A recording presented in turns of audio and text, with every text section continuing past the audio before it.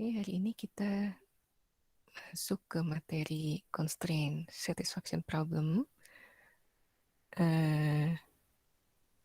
Cukup menyenangkan kalau kalian senang dengan puzzle. Jadi bukan ada aplikasinya. Ada implementasi biasanya ini dipakai untuk contoh constraint satisfaction problem. Biasanya menggunakan peta. Jadi mewarnai peta dengan 3 buah warna. Tapi yang berdekatan tidak boleh sama warnanya. Nah, itu ada caranya sendiri. Saya tidak akan menerangkan codingnya, algoritmanya, tapi lebih ke gimana sih caranya. Dan nanti ada caranya, gimana cara menelusuri supaya menghindari warna yang sama, yang berdekatan. Kita lihat langsung ke sini.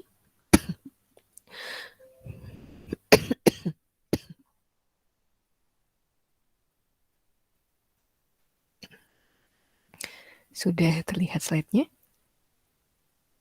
Sudah, Bu. Oke, ini maaf ya slide yang setelah UTS. Saya nggak sempat edit lagi, perbarui lagi dari yang tahun lalu. Karena kondisi saya ini masih kemo yang kedua masih mendingan daripada kemo yang pertama, cuma efeknya yang pertama itu saya nggak bisa tidur, kan sekarang saya ngantuk terus. Di UTS-nya mudah-mudahan minggu depan sudah selesai, saya koreksi ya, di nilainya sudah bisa dikeluarkan. Oke, kita masuk ke constraint satisfaction problem. Nah, ini contoh yang paling umum yang digunakan adalah peta Australia. Kenapa? Karena cukup sedikit negara bagiannya, hanya ada 7. Nah, nama-nama negara bagian dari Australia ini bisa kita buat menjadi variabel. Misalnya Western Australia jadi WA, kemudian Northern Territory jadi NT, Queensland jadi Q, South Australia jadi SA, kemudian New South Wales jadi NSW, Victoria disingkat jadi V, lalu Tasmania ini disingkat jadi T.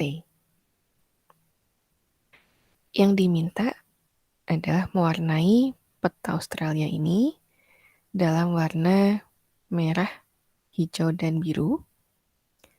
Tapi daerah atau wilayah yang berdekatan ini tidak boleh sama warnanya. Jadi harus beda. Nah, ini misalnya salah satu contohnya seperti ini. Jadi Western Australia diberi warna merah.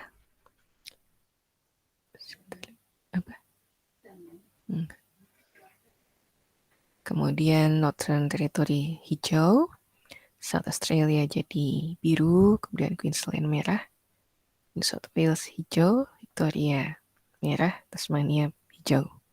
Kalau kita lihat, yang berdekatan tidak ada yang sama warnanya, berbeda semua. Oh, sebentar.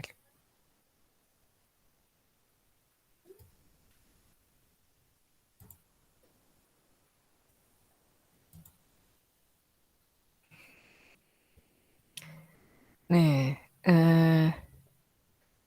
untuk penyelesaian pewarnaan peta ini, boleh langsung dari peta ini, atau kalau agak sulit gambar petanya, males misalnya, bisa diubah menjadi bentuk graf seperti ini. Jadi node-nya diwakili oleh variabelnya masing-masing, WA, NT, SA sampai T, Tasmania. Kemudian kita lihat hubungannya masing-masing, misalnya WA itu yang berdekatan daerahnya dengan SA dan NT.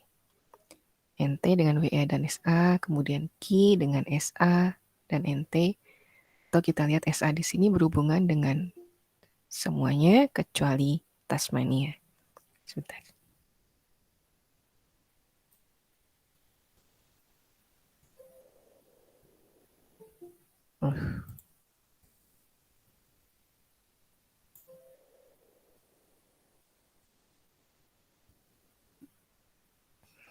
Jadi di sini node-nya mewakili variabelnya, kemudian kurva garis-garis ini mewakili constraint-nya, batasannya.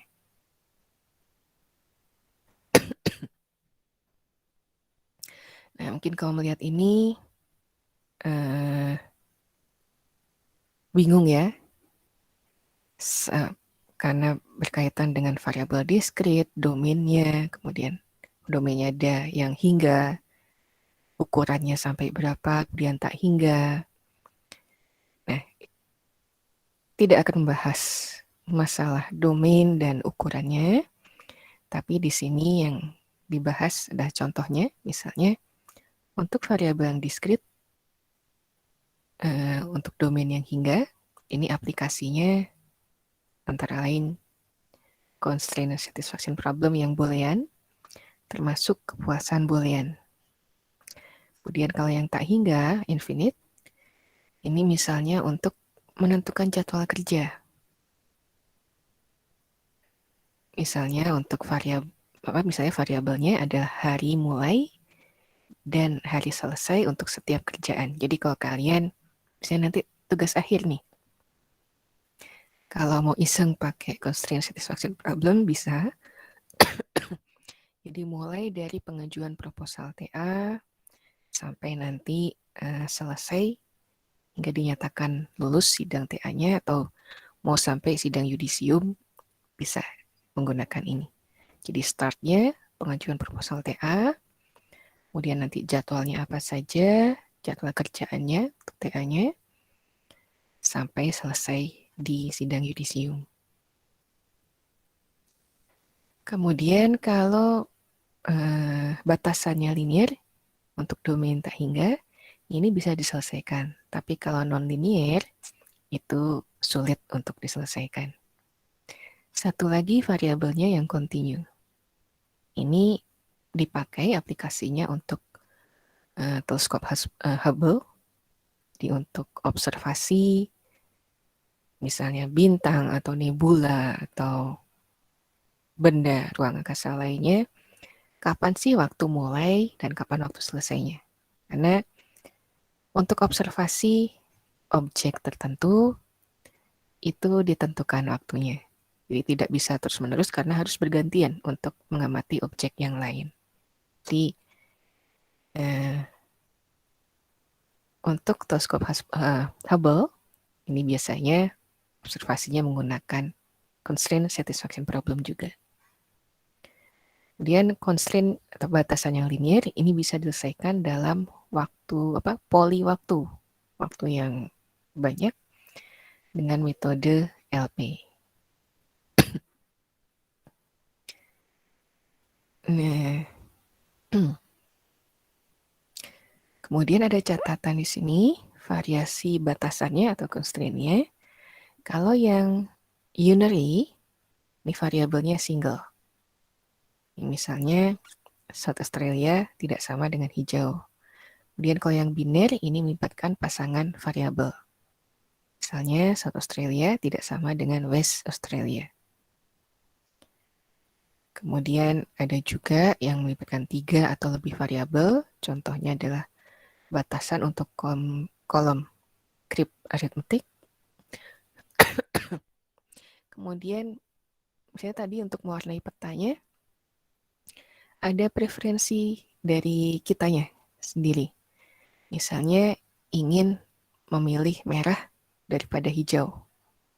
Ya nanti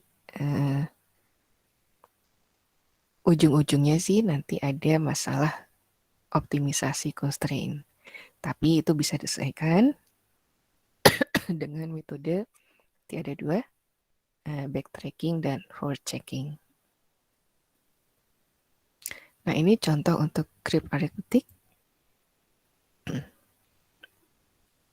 Misalnya variabelnya FTUWRO X1 sampai X3, lalu domainnya 1 sampai 9, constraint-nya, batasannya FTUWRO yang ini.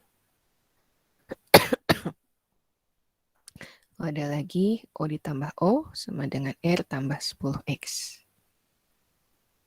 Nih, misalnya kalau nanti kalian menemukan kasus seperti ini adalah salah satu aplikasi constraint satisfaction problem untuk grip arithmetic. Di ini node-nya, kemudian di sini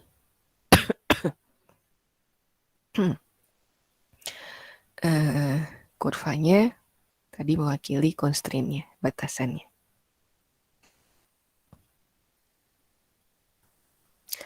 Nah, aplikasi di dunia nyata untuk constraint satisfaction problem tidak hanya untuk mewarnai peta, sebenarnya bisa juga kalau yang sudah kompleks jadwal kuliah di satu kampus, itu bisa diaplikasikan untuk ini. Siapa dosennya? Ngajar kelas apa? Lalu mata kuliahnya apa? Misalnya nanti kalau yang mahasiswanya banyak, itu ada kelas paralel, nanti ngajarnya kelas mana aja. Waktunya seperti apa? Nah, di sini kelas mana yang ditawarkan, kapan waktunya, lalu kelasnya di mana. Nah, ini saya nggak tahu kalau di ITP apakah ada masalah juga atau enggak. Kalau di ITENAS ini biasanya ada masalah. Kalau sekarang saya nggak tahu ya. Kalau yang dulu 2 tahun lalu itu ada, jadi suka duluan kaprodinya untuk booking kelas. Jadi supaya tidak terpakai oleh prodi yang lain. Ini karena kalau nanti kelasnya tidak di booking duluan oleh prodi elektro misalnya, dari prodi lain yang mahasiswanya banyak seperti teknik industri, itu nanti ngambil kelas di gedung elektro. Ujung-ujungnya yang elektro bisa nggak kebagian. Atau kebagiannya di gedung yang belakang, yang jauh. Saya pernah seperti itu, kebagian di belakang. Kemudian konfigurasi hardware.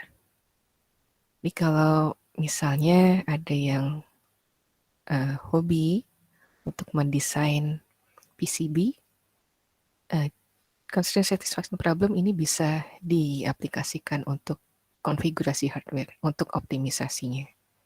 Di penempatan komponennya lebih baik yang seperti apa.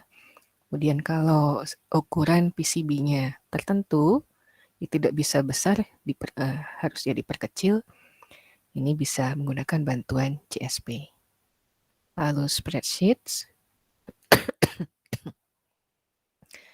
ya, misalnya Excel, ini juga untuk optimisasinya bisa menggunakan CSP. Lalu jadwal transportasi, mungkin di Indonesia jadwal transportasi masih bisa diatasi dengan penjadwalan biasa. Tapi kalau yang sudah kompleks, seperti yang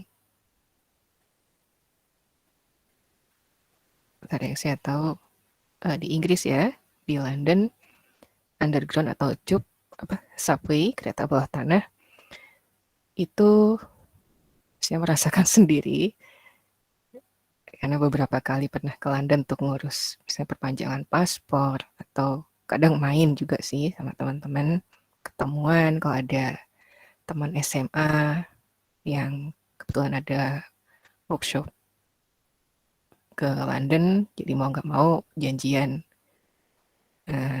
weekend. Kalau weekend sih nggak terlalu masalah kalau untuk underground di London, tidak terlalu padat. Tapi kalau pas hari kerja, apalagi saya waktu itu pernah perpanjang paspor atau ngurus visa untuk conference ke Eropa daratan, ke Perancis atau Jerman waktu itu harus pagi-pagi, hari kerja, rebutan. Nah, subway-nya, tube-nya, underground-nya itu ada yang tiap 2 menit sekali lewat. Per jurusan. Ada yang 3 menit sekali, ada yang 4 menit sekali. Tapi itu penuh terus. Apalagi kalau udah hari kerja atau weekend, pas ada derby bola antar klub di London. Wah, itu lebih bahaya lagi. Nah, ini jadwal yang kompleks. Atau di Jepang juga underground-nya, ntar kalau di Jepang namanya subway ya. Subway-nya juga lumayan kompleks. Atau pengaturan bisnya itu juga lumayan. Ini menggunakan constraint satisfaction problem untuk optimisasinya. Atau jadwal pabrik, misalnya pergantian shift atau pengerjaan. Sebentar.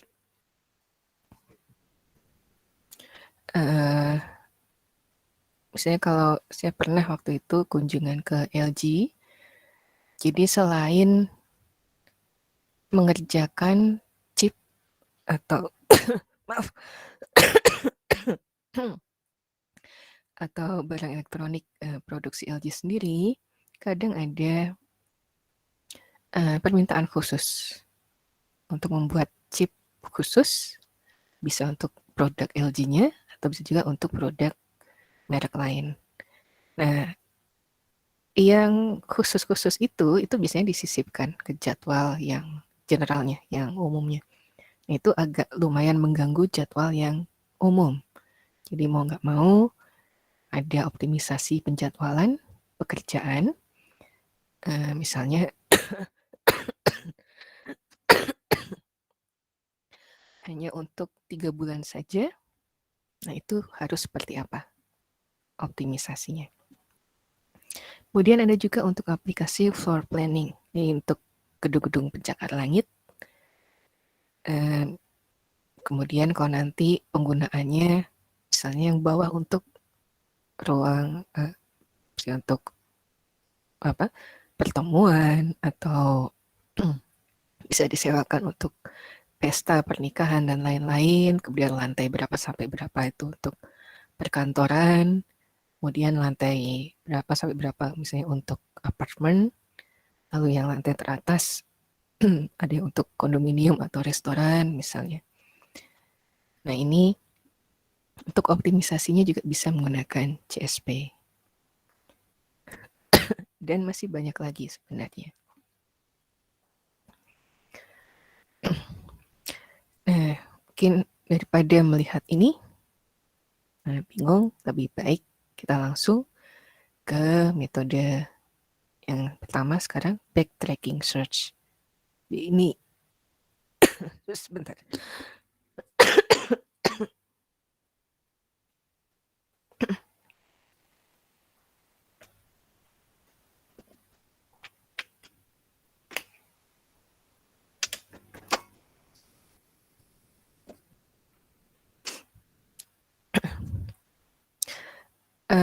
Untuk yang CSP menggunakan backtracking search, ini adalah pengembangan dari depth first search. Mungkin pernah ingat, depth first search itu harus hati-hati. Kalau beruntung bisa langsung ketemu, tapi kalau nggak beruntung bisa stuck. Jadi kita harus ngulang lagi pencariannya dari awal.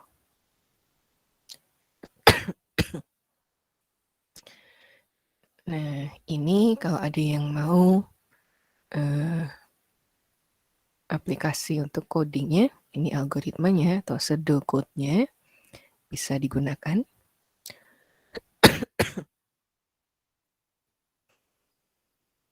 Ini contohnya. Jadi peta Australia tadi. Ini waktu 2 tahun yang lalu saya pernah mengeluarkan soal mewarnai peta juga, tapi peta Singapura. Di peta Singapura itu dibagi menjadi beberapa distrik. Ya, jadinya memang mewarnai peta UAS-nya. Tapi kali ini enggak, karena nanti UAS-nya kalian akan membuat makalah aplikasi apa yang sebaiknya disisipi oleh AI. Ini peta Australia yang tadi. Kemudian menggunakan bantuan pohon pencarian atau search tree. Misal kita mulai dari West Australia ini. Karena ada 3 warna, berarti ada 3 kemungkinan warnanya West Australia merah atau hijau atau biru. Nah, misalnya kemudian kita milih preferensinya West Australia ini warnanya merah. Tadi karena ini pengembangan dari depth search, berarti ini yang kita pecah terus ke bawah. Nah, ini kemudian kita beralih ke sebelahnya, ke Northern Australia. Ini ada dua kemungkinan karena yang merah sudah dipakai, berarti yang Northern ini ini kemungkinannya dua warnanya, hijau atau biru. Nah, kemudian misalnya kita milih yang hijau. Kemungkinannya, setelah itu masuk ke sini, Queensland ya kalau nggak salah. Ini kemungkinannya dua warna. Karena di sini hijau, berarti di sini kemungkinannya merah atau biru. Terus ke bawah. Sampai nanti dapat semuanya diwarnai dan yang berdekatan tidak sama warnanya.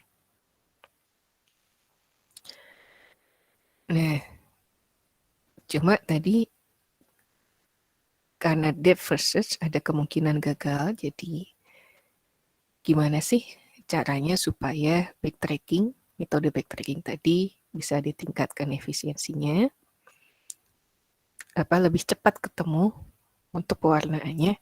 Jadi variabel mana sih yang harus di-assign selanjutnya, kemudian dalam order apa nilainya harus diuji, bisa atau tidak kita mendeteksi failure yang tidak bisa dihindari dari awal, kemudian bisa atau enggak kita ngambil keuntungan dari struktur problemnya.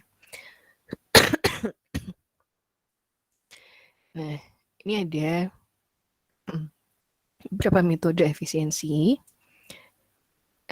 Kalau mau menggunakan efisiensi, maaf.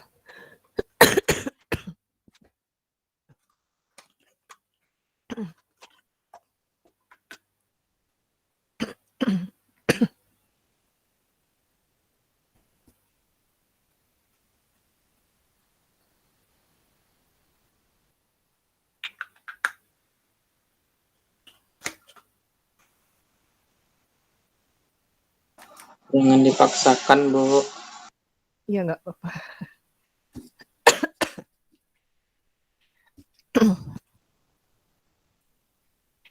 Nah, ini ada beberapa metode. Yang pertama adalah minimum remaining values. Jadi kita pilih variabel dengan nilai legal yang paling sedikit.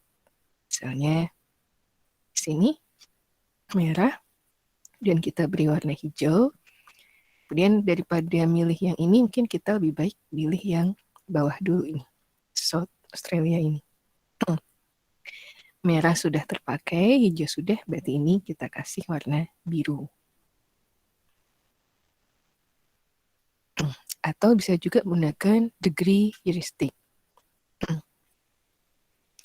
Jadi kita pilih yang ini yang awalnya petanya, kemudian kita pilih yang daerah atau wilayah yang berbatasan dengan banyak wilayah.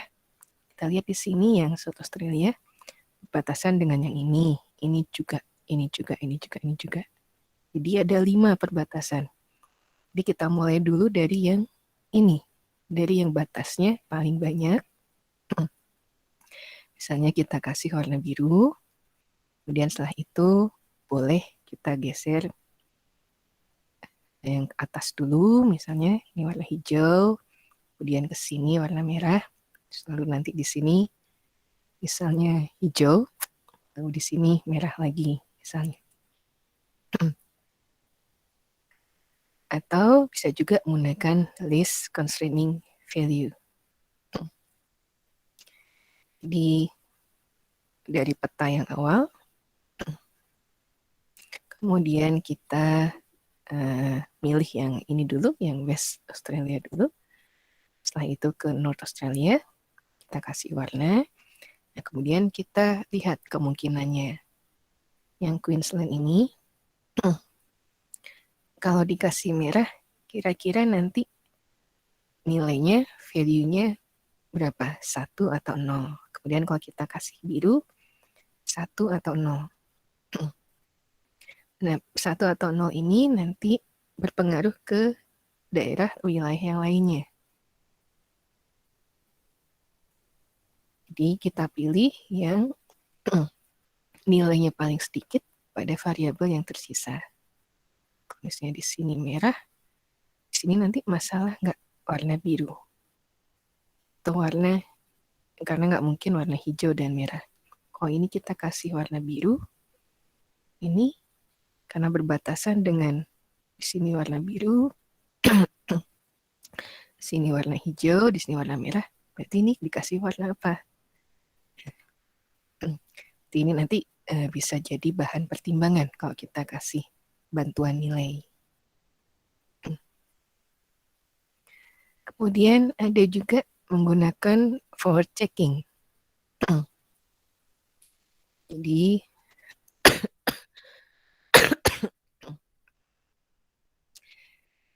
dari peta ini kita buat bantuan garis dan kolom warna seperti ini untuk masing-masing wilayah. Jadi misalnya yang awal itu merah, kemudian kolom keduanya hijau, kolom ketiganya biru. Untuk semua wilayah kita beri warna seperti ini. Nah, ini langkah pertama. Kemudian, misalnya kita langkah pertama mewarnai warnaan yang pertama itu yang West Australia. Kita kasih warna merah. Jadi ini kita warnai merah semua. Kemudian kita lihat yang berdekatan, berarti di sini Northern dengan South Australia. Karena ini merah sudah dipilih, yang ini kita nggak bisa ngasih warna merah. Jadi kolom warna merah ini dihapus untuk masing-masing ini. Kemudian misalnya kita ngasih warnanya yang ini dulu, Queensland dulu, setelah West Australia. Kita pilih warna hijau, nih, berarti warna hijau semuanya. Kemudian yang berdekatan dengan Queensland, di sini berarti North Australia, lalu batas ini South Australia, dan ini New South Wales. Ini berarti nggak boleh pakai warna hijau. Berarti warna hijaunya ini dihilangkan. Yang kolom warna hijau di masing-masing North Australia, North Territory ya, salah. Yang North, yang South, kemudian New South Wales. Langkah selanjutnya, misalnya yang ini, Victoria, kita pilih warna biru. Jadi ini kita kasih warna biru semuanya. Yang berdekatan dengan Victoria, berarti ini South Australia dengan New South Wales, itu warnanya nggak boleh biru. Berarti yang ini tadi merah udah hilang, hijau udah hilang, birunya udah hilang. Jadi semuanya hilang warnanya, kemudian yang New South Wales tersisa tinggal warna merah, karena warna birunya bisa dihilangkan. Nah ini South Australia belum diwarnai, tapi pilihan warnanya udah hilang semua. Berarti ini ada yang salah di sini. Jadi kita bisa balik dulu ke tahap yang ini, milih wilayah yang lain dulu untuk mewarnainya. Jangan ke Victoria dulu.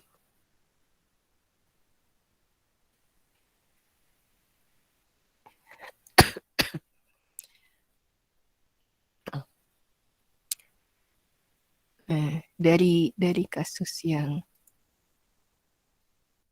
ini tadi, simpan Northern Territory ini dan South Australia, dua-duanya nggak boleh warna biru. Jadi batasannya ada di situ, nggak boleh berwarna biru untuk dua wilayah ini. Dipakai bantuan ini forward checking tanpa perlu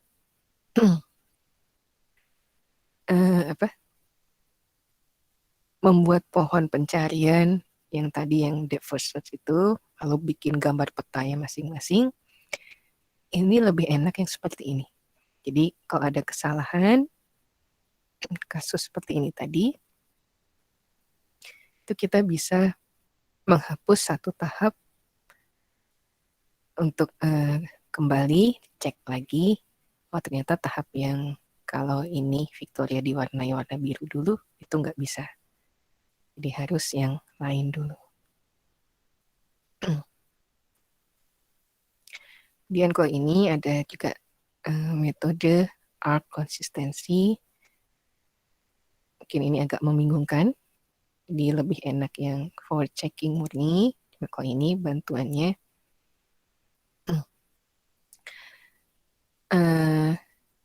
menggunakan logika di kalau misalnya ada variabel X, ini akan konsisten jika dan hanya jika untuk setiap nilai X dari X besar terdapat beberapa Y yang diizinkan. Misalnya untuk South Australia ini, yang ini kita cek ke New South Wales, karena ini tadi sudah, dan ini udah. Kalau kita mau warnai New South Wales, kita cek. Kalau South Australia-nya biru, berarti New South Wales-nya nggak boleh warna biru. Yang tersisa tinggal warna merah. Kemudian kita cek balik sesuai bisa digunakan pewarnaannya. Kemudian nanti untuk bantuan ngecek lagi, misalnya dari New South Wales ini akan mewarnai Victoria. Tadi New South Wales sudah dipilih warna merah, berarti Victoria yang warna merah nggak bisa dipakai, tersisa tinggal hijau dan biru aja. Nanti dipilih warna hijau atau biru. Kemudian ini nanti ngecek juga dari south ini, kemudian ke north, kita lihat, kita cek. Ternyata di sini yang north pakai warna biru, berarti yang south nggak bisa pakai warna biru. Jadi ini lebih ke pengecekan aja menggunakan panah. Di selain forward checking tadi, kita juga bisa ngecek pakai panah seperti ini. Kira-kira warnanya bisa dipakai atau enggak untuk tetangganya. Ini algoritma untuk konsistensi. Kalau misalnya nanti ada yang mau menggunakan, ini sedokutnya. Ini untuk aplikasi tidak hanya pewarnaan peta, tapi bisa juga untuk yang lain. Nah, kemudian kita lihat tadi kalau yang problem structure, Tasmania ini pulau tersendiri, jadi nggak bergabung dengan pulau utama Australia. Di ini warnanya sebenarnya bisa bebas, nggak masalah. Cuma mungkin kita lihat yang Victoria yang lebih dekat, jangan sampai warnanya sama dengan Victoria. Jadi untuk membedakan warnanya.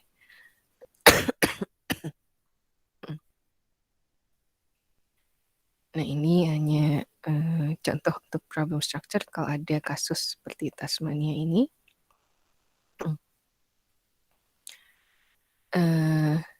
untuk cost atau biaya terburuk kalau untuk beberapa aplikasi linear. Kemudian ada juga constraint satisfaction problem menggunakan pohon yang terstruktur, misalnya seperti ini. Ini kaitannya dengan masalah tadi, cost tadi, biaya tadi. Mungkin ini kalau yang seperti ini tidak akan saya bahas, daripada tambah bingung ya, kalau kalian nanti misalnya akan meneruskan ke S2, ada yang perlu menggunakan CSP, ini bisa dipakai. Kemudian ini ya untuk yang pohon terstruktur.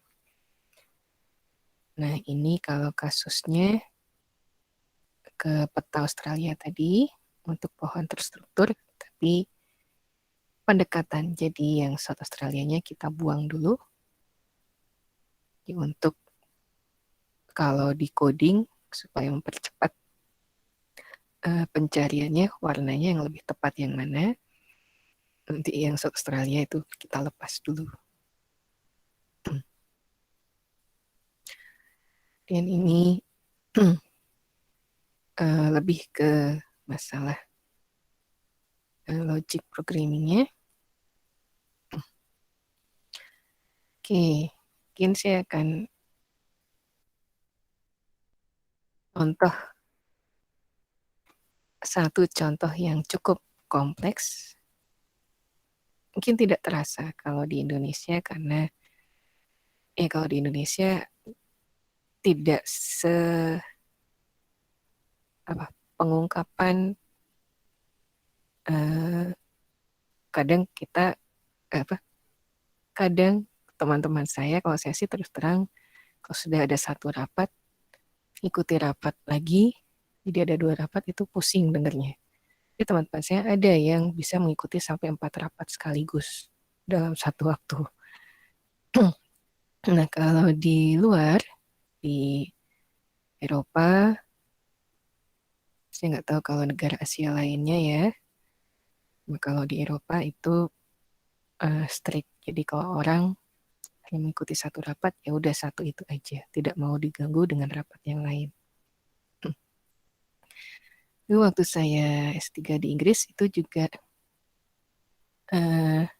untuk menentukan meeting dengan supervisor atau pembimbing saya, kemudian kalau meeting dengan seluruh research group, anggota research group, kemudian kalau meeting juga bisa ada pertemuan dengan satu prodi atau mengikuti dulu ada dosen baru yang akan mengajar di prodi saya atau terutama di research group saya, itu kami mahasiswa S3 diundang datang.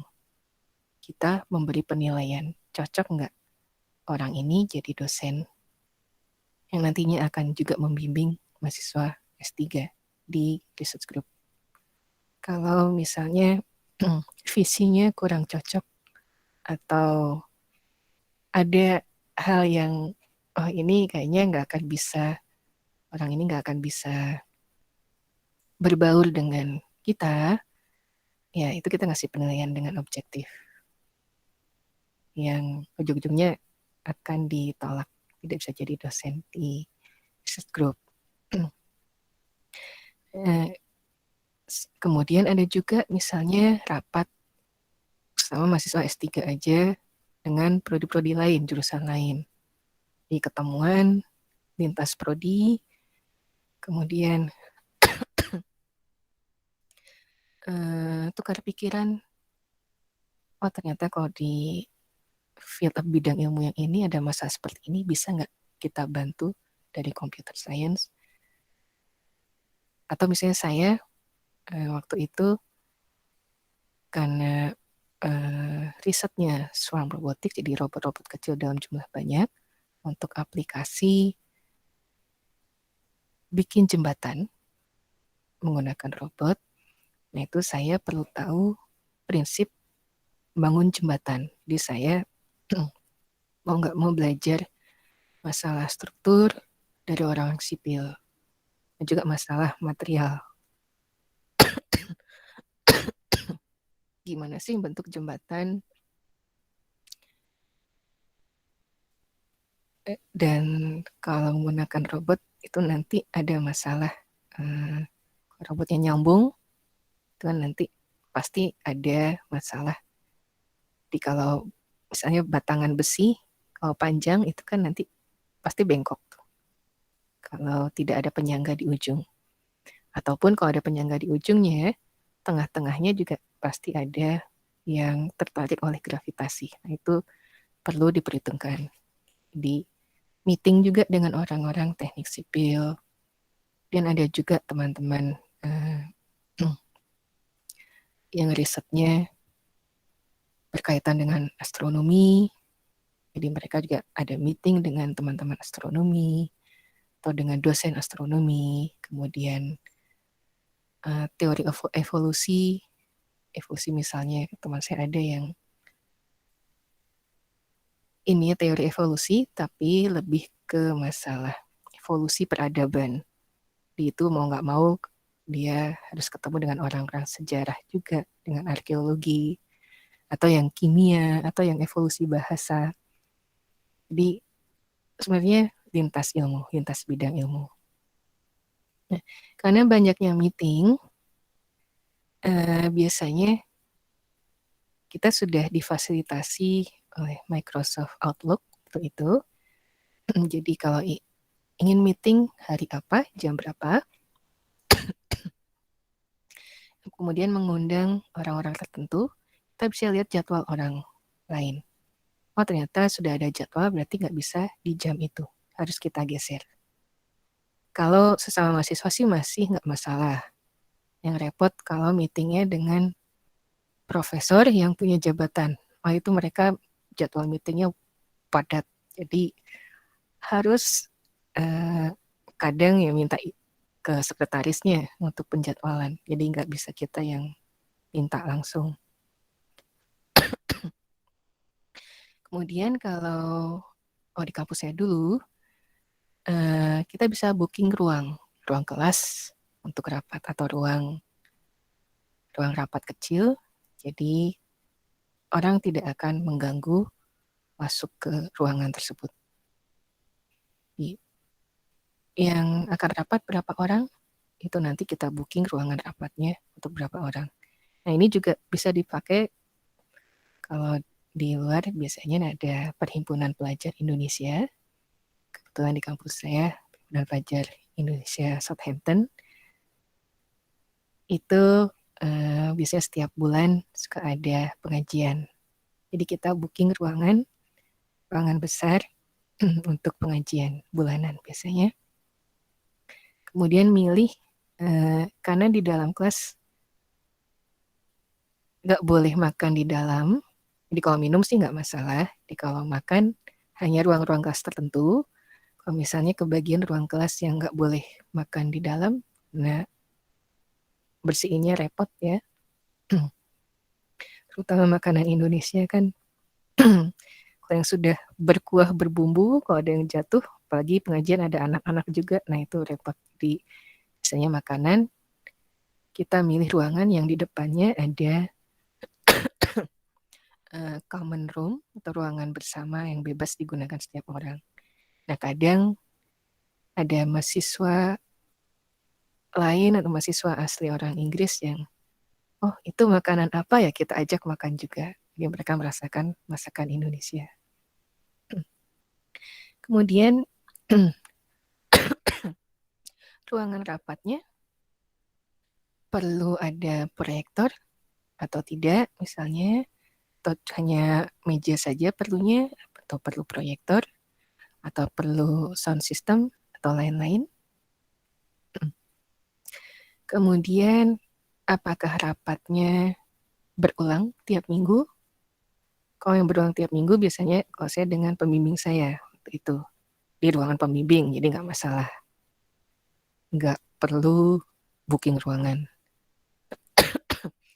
Misalnya ada juga orang yang ingin ada jeda 1 jam untuk setiap meetingnya, seperti pembimbing saya. Biasanya saya waktu itu meeting mingguan dengan beliau, kalau nggak jam 10 pagi, jam 2 siang setelah makan siang. Atau kalau misalnya dadakan ya saya email dulu, Misalnya langsung dibalas, "Ya boleh sekarang ke ruangan saya." Jadi kita nggak di sana nggak diizinkan untuk tahu nomor pembimbing. Jadi apa-apa komunikasi lewat email. Nah ini biasanya ada juga yang jadi sebenarnya pertemuannya kalau nggak masalah risetnya nggak sulit-sulit amat, jadi misalnya udah cuma laporan progres aja, itu paling cuma 15 menit. Saya pun kalau misalnya ada masalah coding, kok ini nggak ketemu-ketemu ya, codingnya aneh, hasilnya seperti ini, dan kita diskusi setengah jam, ternyata udah ketemu. Nah, itu slot sisanya dalam 1 jam itu tidak langsung digunakan untuk teman riset yang lain. Jadi kebetulan waktu itu riset yang soal robotics dengan pembimbing saya itu 4 orang. Jadi kalau misalnya selesai jam 10:04, saya misalnya nggak langsung diisi oleh teman saya yang dari Saudi misalnya, atau yang dari Cina, atau yang dari Ceko. Nggak. Tapi pembimbing saya perlu waktu untuk menulis resumenya, oh ternyata hasilnya seperti ini. Kemudian waktu untuk beristirahat, merefresh pikirannya, supaya nanti pas meeting dengan mahasiswa yang lain, karena kan memang risetnya sama soal robotics, tapi topik yang lebih dalamnya itu beda-beda. Jadi perlu waktu untuk refresh pikiran, oh nanti yang berikutnya pembahasannya ini beda lagi. Kemudian ada juga misalnya, apalagi sekarang ya, rapatnya bisa dengan lintas negara, lintas benua. Nah ini penjadwalannya harus tepat. Jangan sampai ini yang dulu sempat masalah juga kalau saya komunikasi dengan kampus ITENAS. Jadi kalau nggak urgent-urgent amat, kalau Microsoft Outlook yang dari research group sendiri atau dari kampus, emailnya itu kan sudah ada notifikasinya. Sementara kalau komunikasi dengan ITENAS itu saya biasanya pakai Gmail atau account ITENAS itu juga terintegrasi dengan Gmail. Nah biasanya balasan dari ITENAS itu jam 5 sore. Sementara di saya kalau di Inggris waktu itu jam 5 sore Indonesia Barat, berarti di Inggris kalau musim panas bedanya 6 jam, di jam 11 pagi. Kalau misalnya musim dingin, bedanya 7 jam, berarti jam 10 pagi. Jadi saya balas, ya baru dibaca besoknya oleh ITENAS. Jadi ini ada masalah waktu, dan kalau rapat pun ya agak bingung juga. Misalnya kalau jarak jauh, misalnya kemarin pernah rapat diseminasi untuk yang mahasiswa mau wisuda. Jadi kalau yang belum dipublikasikan bisa didiseminasikan di Fakultas Teknologi Industri. Kebetulan tim diseminasi rapat hybrid, jadi ada yang offline di kampus ITENAS.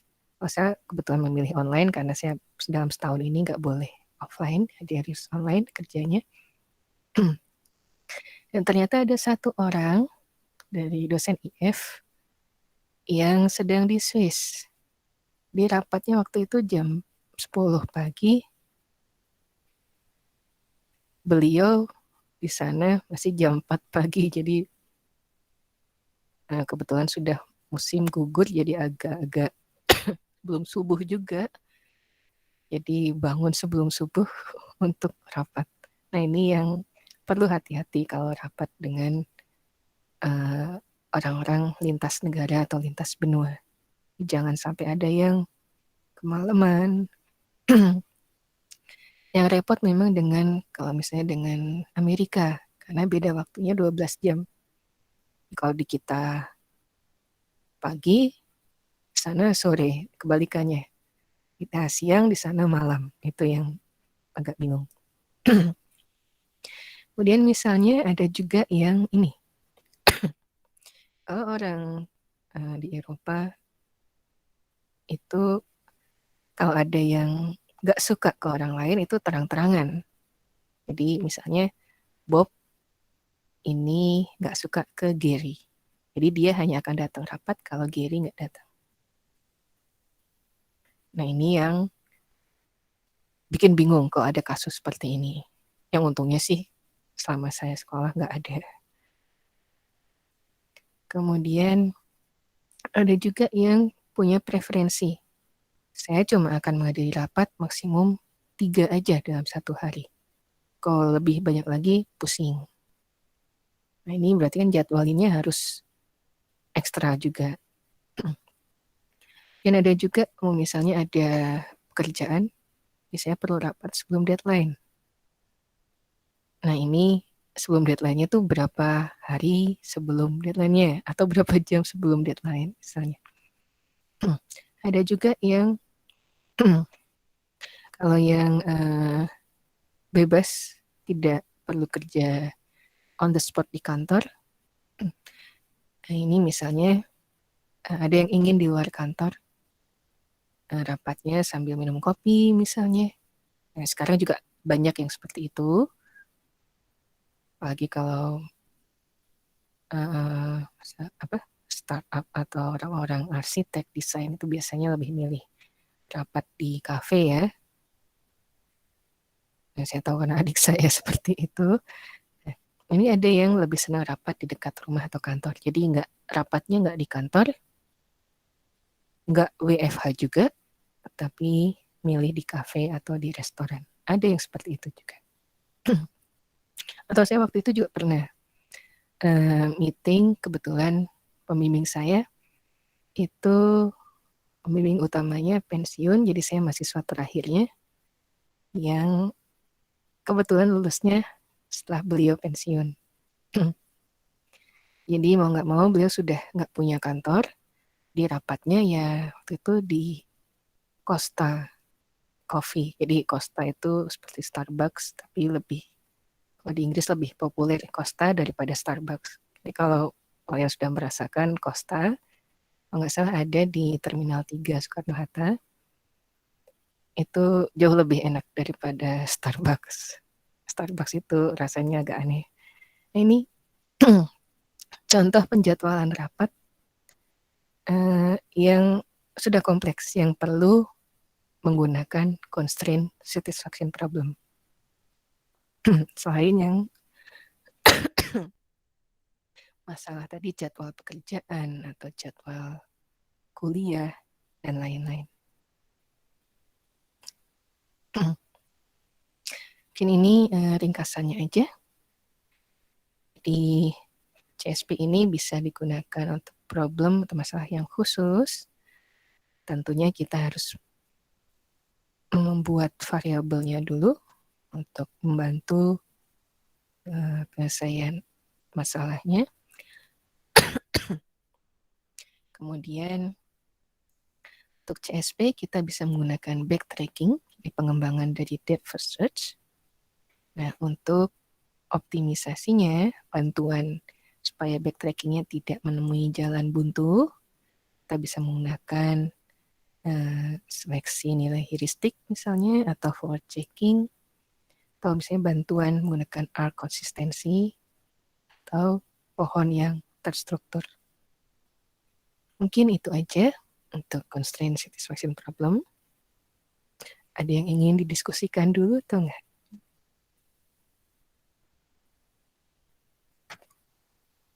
Lanjut, Bu. Ya. Kenapa?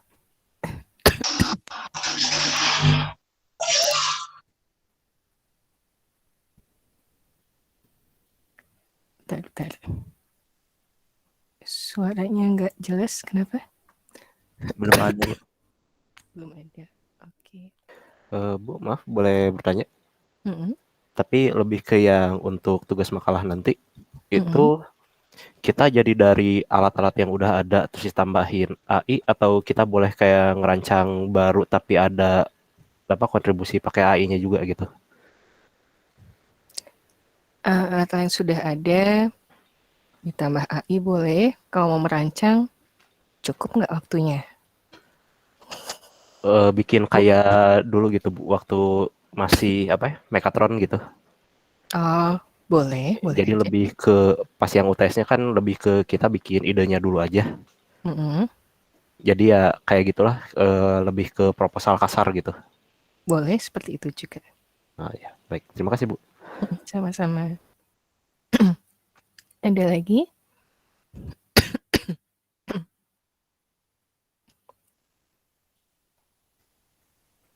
Oke, kalau nggak ada mungkin sampai sini saja. Eh, minggu depan Bayesian Network mungkin agak agak membingungkan. Cuma saya perlu memberikan karena itu statistik dan biasanya dipakai untuk bantuan deep learning, machine learning. Setelah itu kita masuk ke logika. Logika rencananya kan 2 kali pertemuan. Mungkin akan saya padatkan jadi 1 pertemuan saja. Di logika yang biasa tidak akan dibahas, jadi langsung ke fuzzy logic. Setelah itu masuk jadi Januari ke deep learning, pengenalan aja, kemudian yang terakhir ke masalah etika dalam AI. Kalau yang dulu-dulu, tahun kemarin dan sebelumnya, itu biasanya saya menggunakan judul penutup aja. Tapi sekarang masalah etika untuk AI, karena makin besar isunya, ya sepertinya memang perlu dibahas. Jadi akan saya bahas di pertemuan terakhir. Mungkin sampai sini saja. Terima kasih semuanya. Selamat sore. Assalamualaikum warahmatullahi wabarakatuh. Waalaikumsalam warahmatullahi Waalaikumsalam. wabarakatuh. Selamat sore, Bu. Terima kasih, Bu.